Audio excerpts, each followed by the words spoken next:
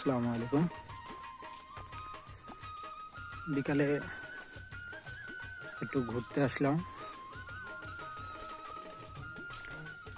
পাহাড়িদের রাস্তাঘাট দেখতে আসলাম একটু।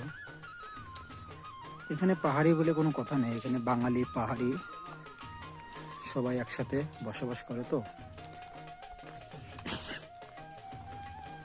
এই যে দেখতে পাচ্ছেন পাহাড়িদের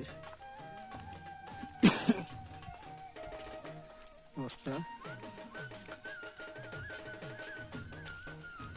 এটা দেখতে পাচ্ছেন, এটা হলো বট গাছ।